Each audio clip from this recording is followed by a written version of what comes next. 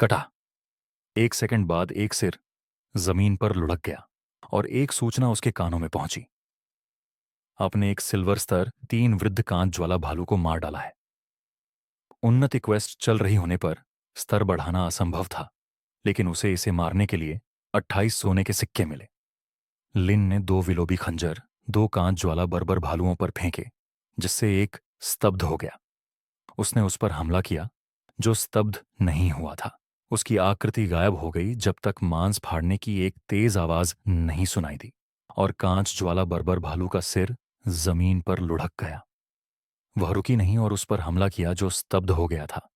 हालांकि वह आधे सेकंड में ही मुक्त हो चुका था, लेकिन वह काफी था। फैंटम स्लैश अपने खंजर के एक वार से एक काले रंग की बैंगनी आभा वाली धारा भालू की ओर बढ़ी। उसके कवच को चीरते हुए उसका सिर काट दिया। उसका पूरा शरीर कवचित था, लेकिन गर्दन का हिस्सा अभी भी अन्य भागों की तुलना में कमजोर था।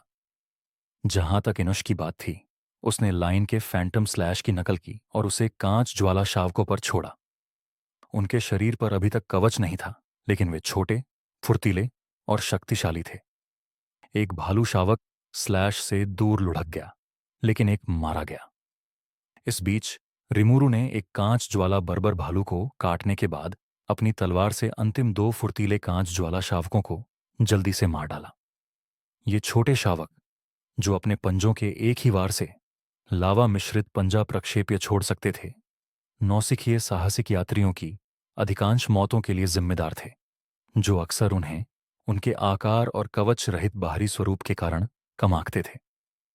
एक कांच ज्वाला बर्बर भालू बचा था, लेकिन रिमुरु और लिन बस देखते रहे जब इनुश ने उससे निपटा।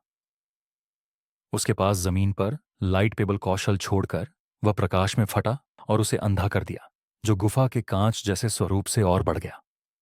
उसके तुरंत बाद उसने एक्शन मिराज का फिर से उपयोग किया, रिमुरु के काटने वाले हमले को एक अलौकिक स्लैश प्रक्षेप्य के रूप में छोड़ते हुए, जिसने तेजी से राक्षस का सिर काट दिया। इनके आइटम बहुत अच्छे होने वाले हैं। रिमुरु मुस्कुराया जब उसने सभी आत्माओं को कैद किया। लेकिन पहले मजबूत बनने का समय है।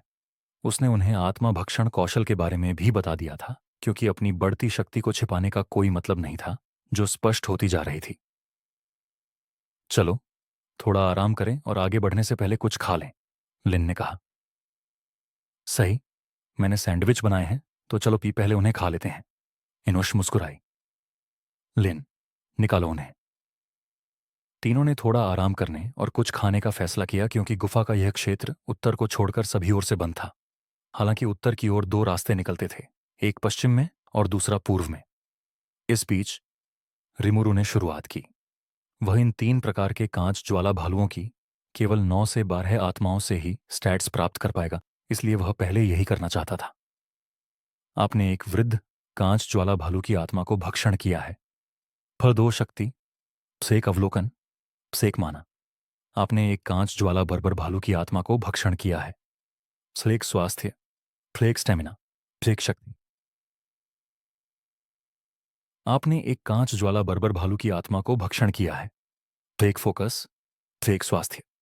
आपने एक कांच ज्वाला बर्बर भालू की आत्मा को भक्षण किया है। फ्लेक स्टेमिना। आपने एक कांच ज्वाला बर्बर भालू की आत्मा को भक्षण किया है। 0.5 शक्ति। आपने एक कांच ज्वाला बर्बर भालू की आत्मा को भक्षण किया है।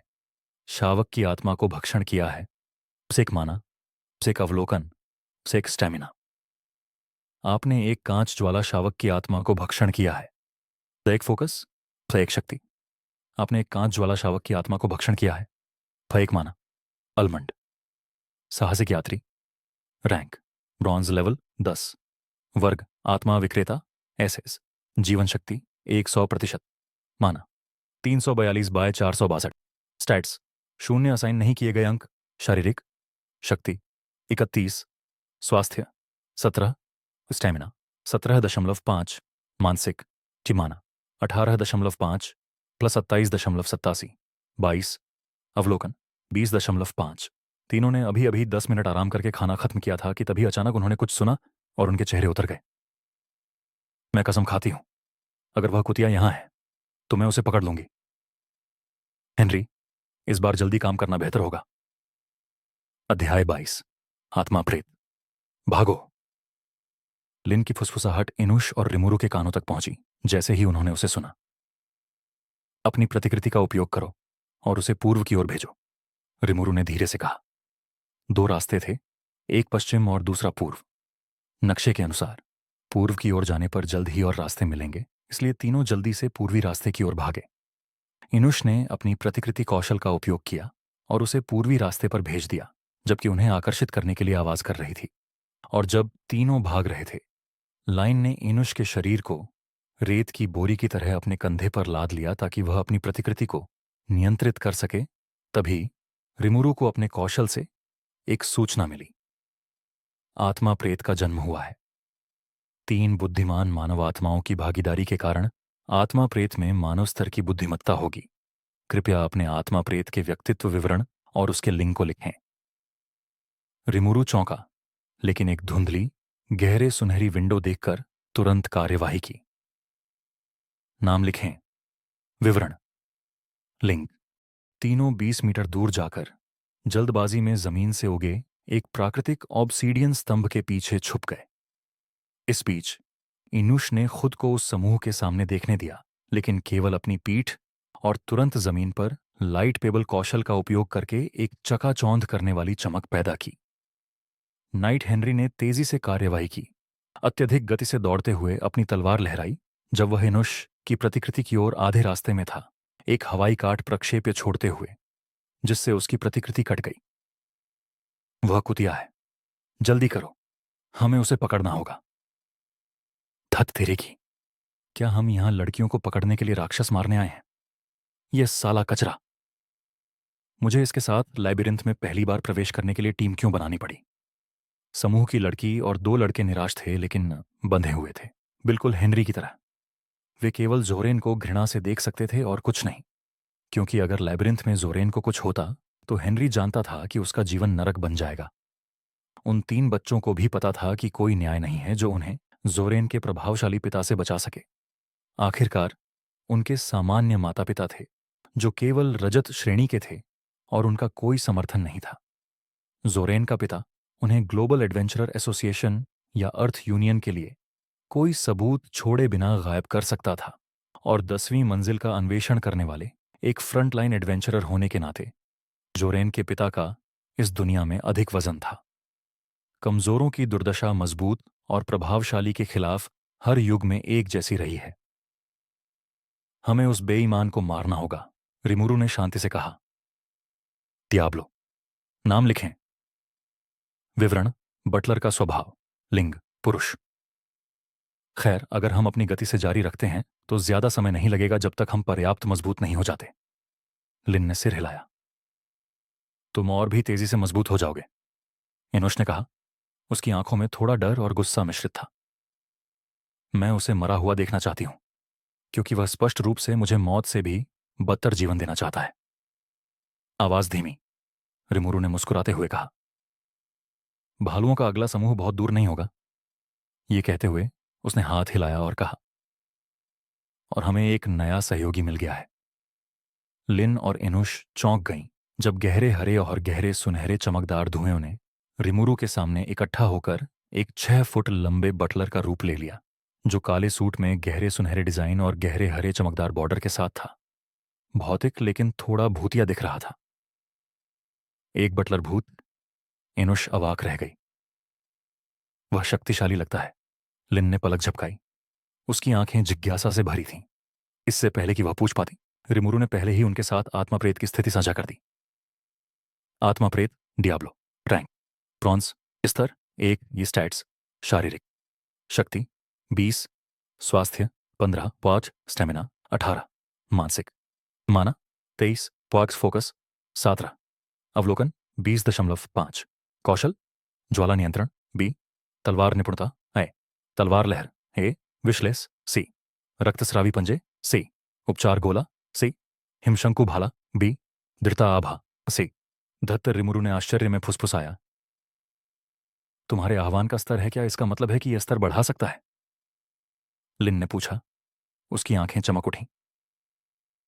अगर हां, तो यह बड़ी बात है। यह उस ड्रैगन राइडर क्रोम की तरह ही है। उसका ड्रैगन हाल ही में विकसित हुआ था, तो रिमुरु का आह्वान भी शक्तिशाली हो सकता है। इनुश ने उत्साहित होकर कहा। और इस लड़के को अलग अलग प्रकृति और प्रकार के इतने सारे कौशल मिले हैं। दियाब्लो, अपने कौशल का उचित उपयोग करो और हमें युद्ध में सहायता करो। हम कांच ज्वाला भालुओं के एक समूह को मारने जा रहे हैं। जैसी आपकी आज्ञा स्वामी। दियाब्लो ने बटलर की तरह एक हाथ दिल पर रखकर झुककर प्रणाम किया। तीनों कांच ज्वाला भालुओं के एक अन्य समूह की ओर गए और उन्हें मार डाला। इस समूह में 2 वृद्ध कांच ज्वाला भालू, 4 बर्बर और 4 शावक थे। डियाब्लो की दृढ़ता आभा ने सभी की जादू और शारीरिक क्षति के प्रति प्रतिरोधक क्षमता को 10% बढ़ा दिया। और हालांकि उसके पास भौतिक तलवार नहीं थी, लेकिन वह आग से बनी एक तलवार बना सकता था और उसका उपयोग कर सकता था। उसकी गतिविधियां भी खराब नहीं थीं और ऐसा लग रहा था कि वह रिमुरु से सीख रहा था, जो एक धोखा था क्योंकि रिमुरु तलवार के साथ डरावनी तरह से निपुण होता जा रहा था और डियाब्लो भी उसकी नकल करके। युद्ध के बाद रिमुरु ने 2 वृद्ध कांच ज्वाला भालू आत्माओं को भक्षण किया। कुल +2 स्वास्थ्य, 5 स्टेमिना और +0.5 माना प्राप्त किया। उसने एक बार फिर स्प्रिट कोदोकू का उपयोग करने का फैसला किया। 10 विलोबी गार्ड आत्माएं, 2 विलोबी क्वीन आत्माएं, 4 कांच ज्वाला बर्बर भालू और 4 कांच ज्वाला शावक जोड़े। हालांकि यह काम नहीं किया। आपको 20 आत्माओं में कम से कम 5 अलग अलग प्रकार के राक्षसों को शामिल करना होगा। हम अगर ऐसा है तो ऐसा लगता है कि प्रत्येक मानव को अलग अलग प्रकार के रूप में माना जाता है। आखिरकार उसने पहले गोब्लिन, भेड़िया और मानव आत्माएं जोड़ी थीं, जो तकनीकी रूप से 3 प्रकार के राक्षस थे। लेकिन अगर लैम्प, सेयुंग और जैकब को अलग अलग प्रकार के रूप में माना जाता था तो यह समझ में आता था। मैंने माना पुनर्प्राप्त कर लिया है, इनुश ने कहा जब वह उठ खड़ी हुई। तीनों ने रास्तों का अनुसरण करना जारी रखा और बड़ी या छोटी गुफाओं में पहुंचे जहां भालुओं के समूह थे और उन्हें मारते रहे। यह क्षेत्र विशाल था और कई रास्तों के कारण एक भूल भुलैया की तरह था, इसलिए अक्सर वे अन्य लोगों से नहीं मिलते थे। लेकिन कभी कभी लोग दूसरे समूह से गलती से भी मिल जाते थे, क्योंकि इसके रास्ते आपस में जुड़े हुए थे। कोई तरीका नहीं था यह जानने का कि वे अचानक किसी अन्य समूह को जंक्शनों पर मिलेंगे जहां 2 या अधिक रास्ते मिलते थे। ज्यादा समय नहीं लगा जब तीनों ने 10 रजत श्रेणी के राक्षसों को मार डाला और अपना उन्नति क्वेस्ट पूरा कर लिया। डियाब्लो भी स्तर 8 तक पहुंच गया, क्योंकि वह निम्न श्रेणी का होते हुए भी रजत श्रेणी के राक्षसों को मारने में भाग ले रहा था, जिससे उसे तेजी से अनुभव मिल रहा था। उसके स्टैट वितरण को रिमुरु पर छोड़ दिया गया था और उसने सभी स्टैट्स में समान रूप से अंक वितरित किए। बस एक समस्या थी। डियाब्लो शारीरिक प्रबलन और माना के ऐसे अनुप्रयोग नहीं सीख सकता था। वह केवल कौशल का उपयोग कर सकता था। ऐसा लग रहा था कि उसका शरीर ऐसा करने में सक्षम नहीं था, क्योंकि उसके पास चक्र बिंदु नहीं थे। समूह के रजत श्रेणी स्तर 1 तक पहुंचने के बाद उन्होंने अपना उन्नति क्वेस्ट पूरा कर लिया और उन्होंने ऑब्सीडियन स्तंभों से ढके एक अपेक्षाकृत सुरक्षित स्थान पर आराम करने का फैसला किया। उन्हें इस क्षेत्र में प्रवेश किए 2 घंटे हो चुके थे और समूह पूरी तरह से सुसज्जित था। रिमुरु की बदौलत उसने कांच ज्वाला भालू आत्माओं से कई उपयोगी और शक्तिशाली चीजें बनाईं। कवच, हथियार और रक्षात्मक और आक्रामक प्रकार के एक बार उपयोग के सामान। वहां कांच ज्वाला भालू होने चाहिए। चलो देखते हैं।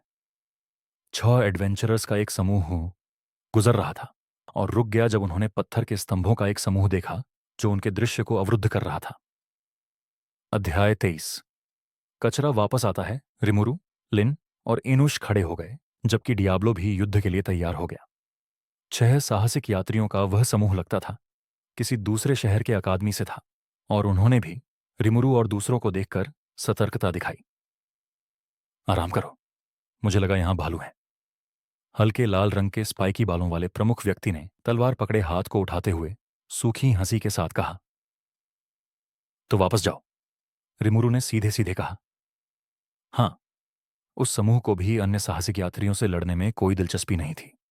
आमतौर पर कोई भी बिना किसी कारण के नहीं लड़ता, क्योंकि अगर समान स्तर के 2 समूहों के बीच लड़ाई होती है तो इसके परिणाम स्वरूप दोनों पक्षों से हताहत होते हैं। कुछ मिनट आराम करने के बाद गिरोह ने एक बार फिर भालू ढूंढने और मारने के लिए खोज शुरू की। आधे घंटे बाद तीनों रजत श्रेणी स्तर 3 तक पहुंच चुके थे और उनकी पहली विशेष वर्ग क्वेस्ट में प्रगति आदि हो चुकी थी। अब तक उन सभी ने 25 या अधिक राक्षसों को मार डाला था। रजत श्रेणी में उन्नति के बाद वे स्तर 0 से शुरू हुए थे, इसलिए स्तर 3 तक पहुंचने पर उन्हें 9 स्टैट पॉइंट्स मिले। डियाब्लो ने भी अपना उन्नति क्वेस्ट पूरा कर लिया और रजत श्रेणी स्तर 1 तक पहुंच गया। कुल 30 स्टैट पॉइंट्स प्राप्त किए, क्योंकि वह और अधिक शक्तिशाली हो गया। आत्मा प्रेत डियाब्लो। रैंक रजत स्तर 1। स्टैट्स शारीरिक शक्ति 25, स्वास्थ्य 23, स्टेमिना 23, मानसिक माना 25, फोकस 23, अवलोकन 25। रिमुरु को थोड़ा अजीब लगा कि अगर वह अपने वर्ग के पर्क के कारण मिले 30 बोनस माना स्टैट को नहीं गिनता तो डियाब्लो स्टैट वार उससे ज्यादा मजबूत था। रिमुरु साहसिक यात्री रैंक रजत स्तर 3। वर्ग आत्मा विक्रेता एसएस जीवन शक्ति 100% माना 500 स्टैट्स 0 असाइन नहीं किए गए अंक शारीरिक शक्ति 31, स्वास्थ्य 0, 20, स्टेमिना 20, मानसिक माना 20, 35, फोकस 25, अवलोकन 24.5। अंत में उनकी मुलाकात उस थंडरफायर गिल्ड समूह से फिर नहीं हुई, लेकिन 2 अन्य समूहों से हुई। वे मुलाकात शांति से समाप्त हुई क्योंकि कोई भी लड़ना नहीं चाहता था। यहां और अधिक खेती करने का कोई मतलब नहीं था क्योंकि वे स्तर 3 तक पहुंच चुके थे। इसके अलावा सभी भालू कई समूहों द्वारा मार दिए गए थे जो अन्वेषण कर रहे थे। वे कल फिर से प्रकट होंगे, इसलिए नए क्षेत्र में प्रवेश करने का समय था। जल्द ही रात होने वाली है। हम शिमरिंग फेन में कहीं डेरा डालेंगे, रिमुरु ने कहा। हाँ, वह क्षेत्र सबसे अच्छा है। कोहरा दिन रात उसे ढक लेता है और उस क्षेत्र में कम पेड़ हैं और यह कांस्य श्रेणी और कभी कभी कुछ रजत श्रेणी के विभिन्न पौधों और फूलों से खुला है। लिन ने सिर हिलाया। मेरे पास एक जादुई कैंप किट है जो हमारे आराम करने के लिए एक अच्छी जगह बना सकती है। वे कोई भी विलोबी नेक्टर पूल नहीं काट सकते थे क्योंकि यह एक कांस्य श्रेणी का क्षेत्र था और कई गिल्ड आमतौर पर अपने उच्च श्रेणी के साहसिक यात्रियों को दैनिक भेजते थे, जबकि लेबिरिंथ सक्रिय रहता था ताकि वे जाकर अमृत की खेती कर सकें, क्योंकि उनका उपयोग उपचार पोषण बनाने के लिए किया जा सकता था। हालांकि शिमरिंग फेन एक अलग कहानी थी। यह रजत श्रेणी स्तर 3 से 5 का एक क्षेत्र था, साथ ही एक फील्ड बॉस रजत श्रेणी स्तर 5 मैडनिंग बीवर जो घूमता था और उच्च स्तर के साहसिक यात्रियों को निशाना बनाता था। चूंकि यह जमीन के अंदर रहता था और जमीन के माध्यम से यात्रा करता था, यह किसी भी समय बाहर आ सकता था। अगर रजत श्रेणी स्तर 3 का एक समूह वहां आराम कर रहा होता तो यह उन्हें निशाना नहीं बनाता, बल्कि रजत श्रेणी स्तर 4 या 5 के लोगों को निशाना बनाता अगर कोई होते। और वहां कई समूह होने ही थे क्योंकि वह क्षेत्र विशाल था और डेरा डालने और आराम करने के लिए अच्छा था। शाम पहले ही हो चुकी थी, इसलिए रात से पहले आराम करने के लिए एक जगह ढूंढने का समय था। स्वाभाविक रूप से कुछ समूह पहले से ही इस कांच ज्वाला भालुओं की गुफा में डेरा डालने की योजना बना चुके थे, क्योंकि वहां कई रास्ते थे और कोई एक कोना लेकर कैंप बना सकता था, आराम कर सकता था और बारी बारी से पहरा दे सकता था। रिमुरु और गिरोह उत्तरी निकास पर पहुंचे और बाहर निकले, लेकिन जैसे ही वे बाहर आए एक समूह 20 मीटर दूर एक पेड़ के नीचे खड़ा था, मानो इंतजार कर रहा हो। है, तो ये तुम्हारा समूह है? हाँ, हमने उस क्षेत्र से बाहर निकलते समय कुछ नष्ट विलोभी छत्ते देखे थे, इसलिए मुझे लगा कि तुम अपने समूह के साथ होगे और शायद यहां से बाहर निकलोगे, जोरेन ने बोला। उसके चेहरे पर एक घिनौनी मुस्कान थी। जोरेन के पीछे थंडरबर्ड गिल्ड के 3 युवा साहसिक यात्री जो नए भर्ती किए गए थे ने अपने हथियार उनकी ओर तान दिए, घबराए हुए और अनिच्छुक। इस बीच नाइट का चेहरा भावशून्य या यूं कहें कि मृत सा था जब उसने अपनी तलवार उनकी ओर तानी। अगर तुम उस महिला को यहां भेज दो तो हमें तुम्हारा खून बहाने की जरूरत नहीं पड़ेगी। क्या तुम गंभीर हो? लिन ने अपनी आंखें संकरी करते हुए अपना धनुष निकाला और एक तीर चढ़ाया, एक खास तीर जो रीमुरु की स्प्रिट फैक्ट्री ने कांच ज्वाला भालू आत्माओं से बनाया था। यह विस्फोट होने पर 2 मीटर के दायरे में फैल सकता था और अगर क्षेत्र में हरियाली या जंगल होता तो आग से ढक सकता था। इनुश ने एक ऊंची कांच की ढाल पकड़ी और अपनी रक्षा के लिए एक लावा क्रिस्टल चेस्ट प्लेट भी पहनी थी, जबकि दूसरे हाथ में एक छड़ी पकड़ी हुई थी। डियाब्लो के पास भी स्पिरिट फैक्ट्री से बनी एक गोल कांच की ढाल और एक कांच की हड्डी की तलवार थी, युद्ध के लिए तैयार। जहां तक रिमुरु की बात थी, उसने केवल दुर्लभ श्रेणी की तलवार अपने हाथ में रखी, क्योंकि वह काफी थी। वे सभी आइटम असामान्य श्रेणी के हैं और वह चेस्ट प्लेट दुर्लभ श्रेणी की है। उन्हें वे कैसे मिले? हेनरी ने उनके आइटम देखकर भौहें चढ़ाईं। और उस लड़के के पास दुर्लभ प्रेइंग हंटर की तलवार भी है। तो यह समूह वह था जिसने उसे मारा था। उसे आभास हुआ कि यह उतना अच्छा नहीं जा रहा था जितना उसने और उसके घटिया युवा मालिक ने सोचा था। मेरे पास एक प्रस्ताव है, रिमुरु ने अचानक कहा। उसकी आंखों में घृणा झलकी जब उसने जोरेन की ओर देखा और फिर नाइट की ओर मुड़ा। वे तीनों साथी अपनी जिंदगी इस कचरे के लिए बर्बाद करने को तैयार नहीं लगते, और तुम कोई बात नहीं। वैसे भी अगर तुम उस कचरे का आत्मविश्वास हो तो क्यों ना हम द्वंद्व करें और इसे दूसरों को शामिल किए बिना निपटा दें। ओह, जोरेन स्तब्ध रह गया। फिर वह हंसने लगा। तुम्हें लगता है तुम हमारे साथ कुछ कर सकते हो? एक स्क्रॉल निकालकर उसने माना भरा और वह गायब हो गया और 5 मीटर त्रिज्या का एक घेरा बना दिया जिसमें सभी की रक्षा बढ़ गई।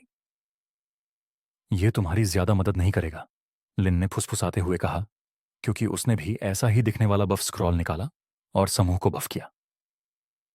सच में? लेकिन क्या तुम्हारे पास यह है? जोरेन ने मुस्कुराते हुए एक स्क्रॉल निकाला, लेकिन यह काला था जिस पर गहरे पीले पैटर्न थे और उसी रंग की आभा निकल रही थी। वह। लिन की आंखें गंभीर हो गईं। रिमुरु ने भी इसे पहचान लिया। उसकी आंखों में एक गहरी चमक आ गई। यह कचरा अध्याय 24, संघर्ष और समापन। जोरेन के हाथ में वह असामान्य स्क्रॉल एक नीकर्स स्क्रॉल था, जो वॉन्डरिंग फेरी नामक एक सिल्वर रैंक लेवल 10 के फील्ड बॉस द्वारा ड्रॉप किया जाने वाला दुर्लभ आइटम था। यह फेरी पर्वत के ऊपरी क्षेत्र में घूमता था। बफ स्क्रॉल्स तो खरीदे जा सकते थे, हालांकि उनकी कीमत बहुत अधिक थी, लेकिन स्थापित गिल्ड्स और ताकतों के लिए यह कोई समस्या नहीं थी। पर यह कर्स स्क्रॉल ऐसा नहीं था। लिन के पास यह नहीं था।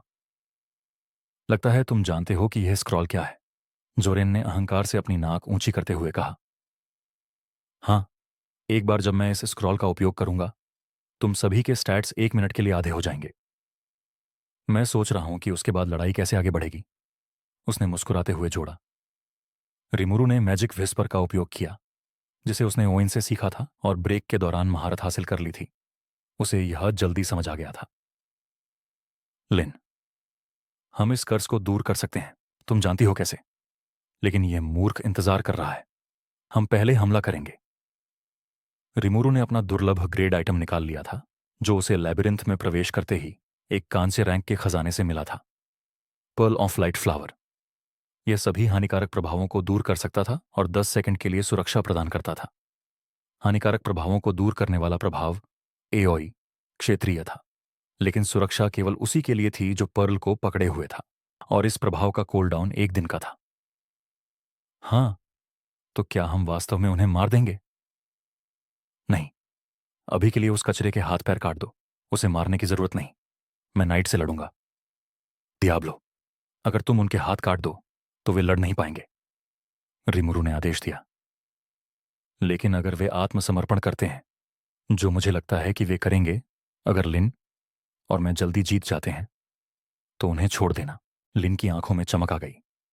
इनुश, क्या तुम डियाब्लो का साथ दे सकती हो जब वह उन 3 एडवेंचरस से निपटे? ठीक है। वे तो लगता ही नहीं कि दूसरे एडवेंचरर्स से लड़ने का साहस रखते हैं। इनश ने सिर हिलाया। नाइट ने देखा कि उनके होंठ हिल रहे हैं और समझ गया कि वे मैजिक विस्पर में बात कर रहे हैं, लेकिन उसने कोई कदम नहीं उठाया। तो तुम्हारा क्या फैसला है? उसे मुझे दे दो और वह 2 दिन बाद तुम्हारे शहर के गेट से इस लैबिरिंथ से बाहर निकल जाएगी, सुरक्षित और सही सलामत। हम बस थोड़ा मजा लेंगे, जोरेन ने अपने होंठ चाटते हुए कहा। नाइट ने अपनी तलवार को मजबूती से पकड़ लिया, उस तनाव को महसूस करते हुए जिसे उसका मूर्ख युवा मालिक महसूस नहीं कर पा रहा था। उसके पास कोई चारा नहीं था। उसे जोरेन की रक्षा करनी थी और उसकी आज्ञा माननी थी। अगर जोरेन यहां मर गया और वह पोर्टल से बाहर निकला, तो थंडरबर्ड गिल्ड के लोग और उसके पिता या चाचा शायद उनके शहर के लैबिरिंथ गेट के बाहर खड़े होंगे। अगर जोरेन उसके साथ नहीं होता तो उसके और उसके परिवार का सर्वनाश हो जाता। अचानक उसने देखा कि प्रेइंग हंटर तलवार वाला व्यक्ति तेजी से आगे बढ़ा। कितना तेज! हेनरी की पुतलियां सिकुड़ गईं। क्लैंग! उनकी तलवारें टकराईं। क्रैक और नाइट की तलवार में दरार आ गई क्योंकि वह पीछे धकेल दिया गया। क्या? हेनरी हैरान रह गया। वाह! स्लैश टाइप अटैक पर 30% पेनेट्रेशन काम कर रहा है। रिमुरु की आंखों में चमक आ गई। जोरेन इस अचानक घटनाक्रम से चौंक गया और उसने तुरंत स्क्रॉल का उपयोग किया, रिमुरु के बजाय सामने वाले समूह को टारगेट करते हुए। हालांकि अलेन पहले ही अपने अदृश्य कौशल का उपयोग करके गायब हो चुकी थी और डियाब्लो उन 3 एडवेंचरर्स की ओर भाग चुका था, इसलिए स्क्रॉल का प्रभाव केवल एनोश पर पड़ा। ओ, रिमुरु के 2 स्पेक्ट्रल भेड़िए प्रकट हुए और नाइट पर हमला कर दिया, लेकिन उसके पैरों के चारों ओर हवा का घेरा बन गया और वह ऊपर उड़ गया। हालांकि भेड़ियों ने कूदकर उसके पैरों को जकड़ लिया और रिमुरु ने उसके ठीक ऊपर 10 मीटर की ऊंचाई पर स्प्रिट एक्सप्लोजन का उपयोग किया, जिससे वह जोर से नीचे गिरा। उससे पहले कि वह समझ पाता, एक तेज किक उसके पेट पर लगी, जिससे वह हाँफने लगा और तलवार पकड़ने वाला उसका हाथ कटकर अलग हो गया। कृपया उसे मत मारो, नाइट ने खून से लथपथ आंखों से चिल्लाते हुए कहा। दर्द के बावजूद उसकी नजर लाइन पर थी, जो अब जोरेन के पीछे प्रकट हो चुकी थी। अगर वह मर गया तो मेरा परिवार भी मर जाएगा। लिन, जो जोरेन के पीछे एक मृत्यु देवता की तरह खड़ी थी, ने तुरंत अपने खंजर घुमाए और जोरेन के दोनों हाथों को कंधे से काट दिया। आहा! जहां तक अन्य 3 एडवेंचरर्स की बात थी, वे पहले ही हार चुके थे और जोरेन और नाइट को हारता देखकर उन्होंने तुरंत अपने हथियार गिरा दिए और गिड़गिड़ाने लगे। उनमें से एक तो जान बख्शने की भीख मांग रहा था। यह तो बहुत ही नीरस था, इनुश ने मुस्कुराते हुए कहा। स्वाभाविक रूप से लाइन ने जोरेन के हाथ काटने पर ही रुकना नहीं चाहा। उसने एक विलोभी डैगर उसकी जांघों के बीच में भी फेंक दिया। जोरेन डरावनी चीख के साथ चिल्लाया और फिर बेहोश हो गया। हालांकि उसकी उंगली की अंगूठी चमकी और उसे एक सुनहरे बैरियर में ढक लिया, जिससे उसका धीमा उपचार शुरू हो गया। उसकी जांघों से खंजर बाहर निकल गया, खून बहना बंद हो गया और उसके हाथ धीरे धीरे पुनर्जन्म लेने लगे। रिंग ऑफ एजिस एलिशियन, रिमुरु ने भौहें चढ़ाते हुए कहा। यह फॉलन मोनास्ट्री टाउन के मेजर एरिया से है, जो सिल्वर रैंक लेवल 10 के फील्ड बॉस को मारने पर ड्रॉप होता है। हाँ, उसके माता पिता ने उसे उसकी पहली एडवेंचर के लिए अच्छी तरह तैयार किया था, इनुश ने मजाक उड़ाया। तो क्या तुम हमें कोई सुझाव देना चाहोगे कि इसे कैसे समाप्त किया जाए, हेल्पलेस नाइट साहब? लिन ने हेनरी की ओर निर्विकार भाव से देखते हुए कहा, जबकि वह रिमुरु के बगल में खड़ी हो गई। हेनरी उठ खड़ा हुआ। उसका चेहरा थका हुआ था। उसने माना का उपयोग करके अपने घाव को बंद कर लिया और खून बहने से रोकने के लिए मांसपेशियों को कस लिया, फिर 90 डिग्री झुककर प्रणाम किया। उसे जीवित छोड़ने के लिए धन्यवाद। सुनो, अगर हम उन 3 नए लोगों को मार देंगे जो स्पष्ट रूप से इस गंदगी में मजबूर थे, तो यह हमारे लिए बुरा लगेगा, रिमुरु ने ठंडे स्वर में कहा। और तुम्हारे जैसे मामले भी दुर्लभ नहीं हैं। तो मुझे बताओ, क्या तुम्हारा गिल्ड लीडर अपने सदस्यों की बात समझता है या फिर अपने बेकार बेटे की बात सुनता है और उस पर विश्वास करता है? हेनरी ने सिर हिलाया। गिल्ड लीडर मेरी बात सुनेगा, लेकिन जोरेन को जीवित रहना होगा। और मैं आशा करता हूं कि तुम मेरा दूसरा हाथ भी काट दोगे जैसे ही जोरेन जागेगा। हम यहां अपनी यात्रा समाप्त करेंगे और 2 दिन तक प्रारंभिक क्षेत्र में प्रतीक्षा करेंगे, हेनरी ने दृढ़ता से कहा। अगर मैं अक्षम हो जाऊं तो वह बदमाश मुझे आदेश नहीं दे पाएगा और मैं गिल्ड लीडर को यह भी बता पाऊंगा कि हमें जल्दी क्यों वापस लौटना पड़ा। मैं इस थंडरबर्ड गिल्ड को छोड़ रहा हूं। ये बदमाश और इसका सारा खेल खत्म, लड़की ने कांपते हुए कहा। वे तीनों अब अपनी एडवेंचर जारी नहीं रख सकते थे। वे सिल्वर रैंक लेवल 1 पर थे, लेकिन यहीं पर उनकी पहली लैबिरिंथ यात्रा समाप्त हो गई थी। यह वास्तव में अप्रिय है, इनुश ने जीभ से ताली बजाते हुए कहा। उस बदमाश को उसके माता पिता से सिर्फ एक थप्पड़ ही लगेगा, भले ही तुम अपने गिल्ड लीडर को बताओ कि तुम सभी उसकी वजह से मुसीबत में पड़ गए थे, हेनरी ने कमजोर मुस्कान के साथ कहा। हाँ, लेकिन मैं क्या कर सकता हूं? मेरा वास्तविक लेवल गोल्ड रैंक लेवल 55 है और मैं गिल्ड के होनहार सदस्यों में से एक हूं, लेकिन वाइस गिल्ड लीडर के बेटे के सामने मेरी कीमत कम ही है। 10वीं मंजिल का अन्वेषण करने वाले सबसे शक्तिशाली एडवेंचरर्स प्लैटिनम रैंक के थे। गोल्ड रैंक एडवेंचरर्स भी शक्तिशाली माने जाते थे और आमतौर पर किसी भी बल के लिए एक संपत्ति होते थे, क्योंकि वे जल्दी या बाद में प्लैटिनम रैंक तक पहुंच सकते थे। ठीक है, हम यही करेंगे। लाइन ने नाइट की ओर सिर हिलाया। और अगर वह कचरा बदला लेने के लिए रोए तो उसे और तुम्हारे वाइस गिल्ड लीडर को लीग ऑफ फायरफ्लाई में मिलने के लिए कह देना। मेरी एक जबरदस्त गुरु है जिसने मुझे अपना शिष्य बनाया है और वह इस संघर्ष को हल करने में खुशी महसूस करेगी।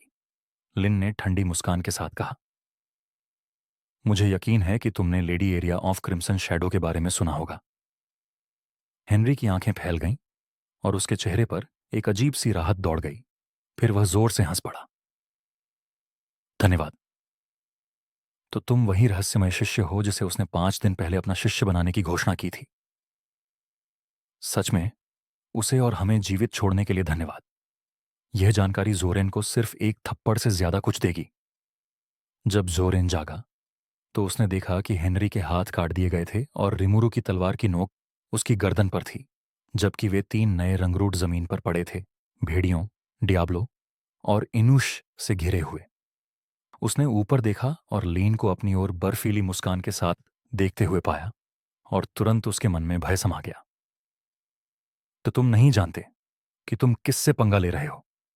लिन ने तुरंत उसके सिर पर एक लात मारी। एक और शब्द बोला और तेरा सिर उड़ जाएगा। मैं तुम्हारी जान बख्श रही हूं, लेकिन आसानी से नहीं। मेरी बात सुनो, क्योंकि तुम फिर से चिल्लाओगे और बेहोश हो जाओगे। लिन ने घृणा भरे भाव से कहा। मैं लिम डार्कवुड हूं, लीग ऑफ फायरफ्लाई की सदस्य और क्रिम्सन शैडो की शिष्या। अगर तुम्हें कोई और समस्या या दुश्मनी है तो अपने पिता मां या पूरे परिवार को वहां ले आना। इतना कहकर उसने उसकी प्रतिक्रिया का इंतजार नहीं किया और तुरंत अपने खंजर घुमाए जोरेन के हाथ पैर काट दिए, जिससे वह फिर से दर्द से चिल्लाया और बेहोश हो गया। लिन ने एक हीलिंग पोशन निकाला और उसे उस पर फेंक दिया, जिससे उसका खून बहना बंद हो गया और घाव बंद हो गया। इस स्तर का हीलिंग पोषण अंगों को पुनर्जीवित नहीं कर सकता था, लेकिन खून बहने को रोक सकता था। इनश जोरेन के पास दौड़ी और उसकी कमर से स्टोरेज पाउच और रिंग ऑफ एजिसेलिशन निकाल ली। फिर उसके चेहरे पर थूक दिया। ये हमारा लूट है, उसने अवमानना भरे स्वर में कहा। रिमुरु ने हल्की मुस्कान दिखाई। बिल्कुल सही। हम पर्वत छोड़कर चले जाएंगे, जितनी जल्दी हो सके। हेनरी उठ खड़ा हुआ और फिर झुककर प्रणाम किया। एक बार फिर धन्यवाद, मैं यह एहसान नहीं भूलूंगा। अध्याय 25। कैंपिंग क्षेत्र the shimmering fan, silver rank level 3 से 5 का क्षेत्र। विवरण। यह जादुई दलदल एक खतरनाक इलाका है जहां जमीन अक्सर चमकदार प्रकाशमय धुंध से ढकी रहती है। इस क्षेत्र का शुरुआती हिस्सा ठोस जमीन है, लेकिन आगे का इलाका अस्थिर और बड़े दलदलों से भरा है। यहां मूनलाइट विस्प्स और बॉग स्लिदर्स रहते हैं, अलौकिक और शिकारी जीव जो धुंध में छिपकर एडवेंचरर्स पर घात लगाते हैं। मुख्य विशेषताएं: गंदला, धुंध से ढका पानी, तैरते जादुई प्रकाश और खतरनाक कीचड़ के गड्ढे। राक्षस, मूनलाइट विस्प्स, भूत जैसे, मायावी, भ्रम पैदा करते हैं। बॉग स्लिदर्स, सांप जैसे, पानी में घुल मिल जाते हैं, घातक हमले करते हैं। शिमरिंग फेन सरपेंट, विशालकाय और धुंध को नियंत्रित करने में सक्षम। समूह शिमरिंग फेन पहुंच चुका था, जो पहाड़ के बीचों बीच स्थित था। खुले मैदान में, जहां से शिमरिंग फेन का क्षेत्र शुरू होता था, पहले से ही 3 कैंप लगे हुए थे। यहां धुंध ज्यादा नहीं थी, इसलिए दृश्यता प्रभावित नहीं हुई थी। तीनों समूहों ने कैंप फायर जलाए और तंबू लगाए, रात की तैयारी कर रहे थे। वह जगह हमारे लिए बिल्कुल सही है। चलो। लाइन ने अपने कैंप किट के अनुसार एक अच्छी जगह चुनी और समूह को वहां ले गई। डियाब्लो स्प्रिट पॉकेट में आराम कर रहा था, लेकिन रिमुरु उसे एक विचार से बाहर बुला सकता था। उसने डियाब्लो और भेड़ियों को समूह की रखवाली के लिए बाहर रखने का प्लान बनाया। डियाब्लो दिखने में इंसान जैसा था, लेकिन वह नहीं था, इसलिए उसे आराम या नींद की जरूरत नहीं थी। मात्र माना का एक चार्ज उसे तरोताजा कर देता था। लोग अपने कैंप फायर पर मांस पका रहे थे और उसकी खुशबू चारों ओर फैल रही थी। सूरज पूरी तरह डूबने वाला था, इसलिए खाने और आराम करने का समय था। वैसे मेरे पास सिर्फ एक बड़ा तंबू है, हम तीनों को इसे शेयर करना होगा, लेन ने इनुश की ओर देखते हुए कहा। नेट, तुम समझ रही हो ना? इनश का चेहरा तुरंत बदल गया। तुम चाहती हो कि मैं बाहर सोऊं ताकि तुम दोनों अंदर मस्ती कर सको? रिमुरु का पानी पीते हुए गला घुट गया और वह जोरों से खांसने लगा। लिन, इनुश जोर से हंस पड़ी। हाँ हाँ, मैं समझ गई। अगर हम तीनों इसे शेयर करें तो मुझे कोई दिक्कत नहीं है। तंबू एक कमरे जैसा था। यह उस दूसरे कैंप जैसा ही था जहां से लगभग 20 मीटर दूर एक समूह ठहरा हुआ था। बाकी दोनों के तंबू कम गुणवत्ता वाले थे। यह काफी अच्छा है ना? अंदर अलमारियां और एक बड़ा बिस्तर भी है। रिमुरु ने तंबू के अंदर चारों ओर देखा। यह केंद्र में 7 मीटर ऊंचा और कुल मिलाकर 6 मीटर चौड़ा था, जिसका क्षेत्रफल लगभग 144 वर्ग फीट था। क्या यह बाटब है? रिमुरु कोने में एक छोटा गोल खाली बाटब देखकर हैरान रह गया, जिसके चारों ओर पर्दे लगे थे। हाँ, और मैं सबसे पहले नहाऊंगी। रिमुरु, तुम्हें बाहर जाना चाहिए। इनुश मुस्कुराई। लेकिन लिन मेरे साथ आएगी। बकवास, बिल्कुल मैं भी तुम्हारे साथ आऊंगा, रिमुरु ने चिढ़ाते हुए कहा। सपनों में। मैजिटेक का विकास पहले से ही तेजी से हो रहा था, जिसमें लैबिरिंथ फ्लोर्स, डंजन्स और विशेष कौशलों से मिले आइटम्स और अजूबों तक पहुंच बढ़ रही थी। इस तंबू की कीमत 3,50,000 गोल्ड कॉइन्स है। लेकिन अच्छी बात यह है कि तंबू के बाहरी कोनों पर मॉन्स्टर रिपेलिंग टैलिस्मैन्स लगे हैं, जो सिल्वर रैंक लेवल 10 तक के सभी राक्षसों को भगा सकते हैं। लिन ने मुस्कुराते हुए कहा। यह एक समस्या तो कम कर देता है, लेकिन हमें अभी भी दूसरों से सावधान रहना होगा, रिमुरु ने मुस्कुराते हुए कहा। बिल्कुल। ठीक है, तुम दोनों नहा लो, मैं बाहर जा रहा हूं। रिमुरु तंबू से बाहर निकला और डियाब्लो तथा भेड़ियों को बुला लिया। उसने वुल्फ क्लॉ गॉन्टलेट्स को अपनी कमर पर क्षैतिज रूप से लटका दिया था ताकि लड़ाई के दौरान वे रुकावट न बने। साथ ही वह भेड़ियों को भी बुला सकता था, क्योंकि स्पिरिट इफेक्ट एक्टिवेट करने के लिए आइटम के साथ शारीरिक संपर्क जरूरी था। लेकिन उसने इन्हें डियाब्लो की कमर पर बांधने का प्लान बनाया, क्योंकि सोते समय ये उसे परेशान कर सकते थे। एक और दिलचस्प बात उसने पाई, डियाब्लो और उसके बीच एक जादुई कनेक्शन था। रिमुरु डियाब्लो को अपना माना ट्रांसफर कर सकता था, और इसका उल्टा भी। उसने अभी तक इसकी अधिकतम दूरी नहीं जांची थी, इसलिए उसने प्रयोग शुरू किया।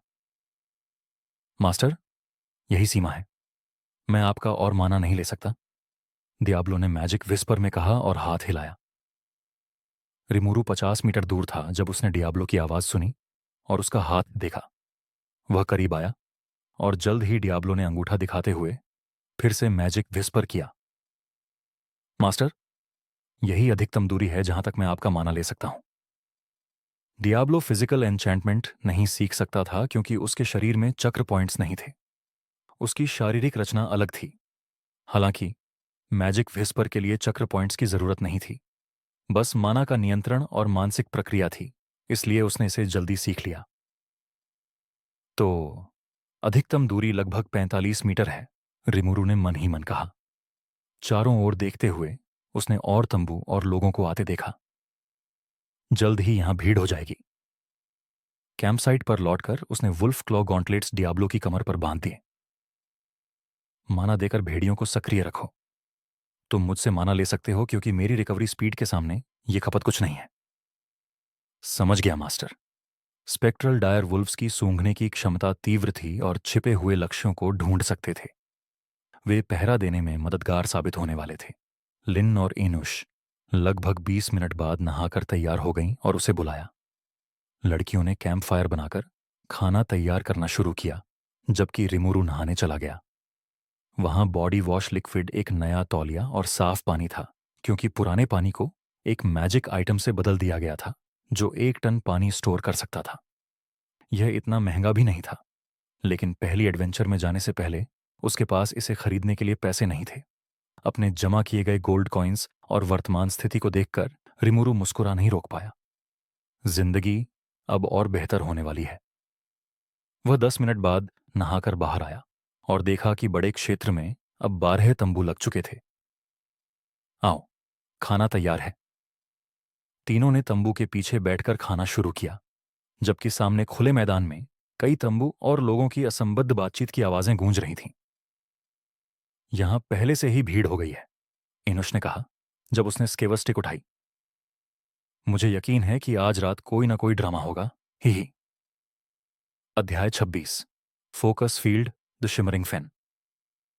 अभी भी टेंट लगाने की जगह है, इसलिए जब तक कोई गंदा समूह आकर हमारे टेंट हटाने की मांग नहीं करता, कोई ड्रामा नहीं होगा, लिन ने कहा, मांस के एक टुकड़े को काटते हुए। रिमुरु धैर्यपूर्वक खा रहा था, चबा रहा था और देख भी रहा था। मुझे आश्चर्य है कि क्या दूसरे लोग ऐसे अत्याचार को रोकेंगे या सिर्फ तमाशा देखेंगे। तुम क्या करोगे? इनुश ने पूछा। मैं मदद नहीं करूंगा। अगर मैं बहुत ताकतवर होता तो शायद ऐसी मुसीबत में मदद कर देता, लेकिन मैं नहीं हूं। इसलिए मैं दूसरों की मदद करके दुश्मन बनाने की स्थिति में नहीं हूं। लैबिरिंथ के अंदर झगड़े और अत्याचार कम होंगे, लिन ने मुस्कुराते हुए कहा। जीएए एक तरह का रिकॉर्डिंग कैमरा विकसित कर रहा है जिसे एडवेंचरर्स अपने साथ ले जाकर हर चीज रिकॉर्ड कर सकते हैं। यह डेटा सीधे लैबिरिंथ से बाहर नहीं जा सकता, इसलिए वे हर फ्लोर के शुरुआती बिंदुओं पर स्टेशन बनाएंगे जो मैजिक आइटम्स और फॉर्मेशन से सुरक्षित होंगे। इनश और रिमुरु हैरान थे। अगर जीएए और अर्थ यूनियन के पास सबूत होगा तो वे लोगों को पकड़कर सजा दे सकते हैं। अगर कोई गिल्ड समूह बुरा व्यवहार करता है तो गिल्ड की प्रतिष्ठा को नुकसान होगा और उन्हें दिक्कतों का सामना करना पड़ेगा। छे, अगर यह अभी होता तो हम उस कचरे को नरक में भेज देते, एनुश ने जीभ से टस्क मारते हुए कहा, जेरॉन को याद करके। कल्पना करो अगर हम उसे इंटरनेट पर डाल देते, उसकी सामाजिक जिंदगी खत्म हो जाती। Please like, share, subscribe and support the another world.